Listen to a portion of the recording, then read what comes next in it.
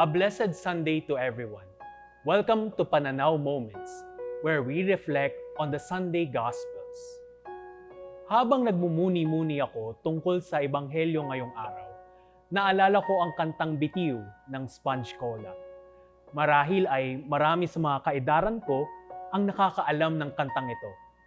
Sabi sa chorus, "Huwag kang bibitiw bigla, huwag kang bibitiw bigla.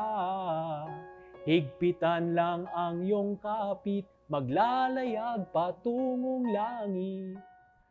Maganda ang mensahe ng kantang ito dahil pinapaalala nito ang kahalagahan ng pagtitiwala sa mga taong nagmamahal sa atin ng tunay.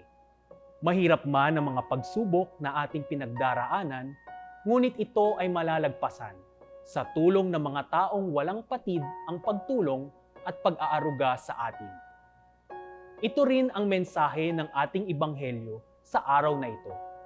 Sa kabila ng kahirapan at pagdurusa, makakaasa tayo sa grasya at awa ng ating Panginoong Hesukristo. Kailangan lamang nating makinig sa Kanya at kumapit sa ating pananampalataya.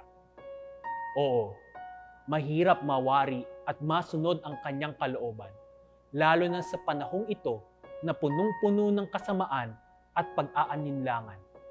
May mga pagkakataon na napapatanong tayo na kung talaga nga bang may Diyos na nagmamahal sa atin. Ngunit sa kabila nito, naway hindi natin makalimutan na ang pagdating ni Kristo sa lupa upang tayo'y tubusin mula sa kasalanan ay isang malakas na pruweba ng pagmamahal ng Diyos sa atin. Sabi nga ni Papa Benedicto XVII sa Deus Caritas Est, "And yet, God is not totally invisible to us. He does not remain completely inaccessible. God loved us first, and this love of God has appeared in our midst. God has made Himself visible. In Jesus, we are able to see the Father."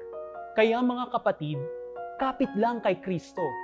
Sa pamamagitan niya, makakalayag tayo patungo sa langit, sa buhay na walang hanggan. Thank you for journeying with us. See you next Sunday for more Pananaw Moments.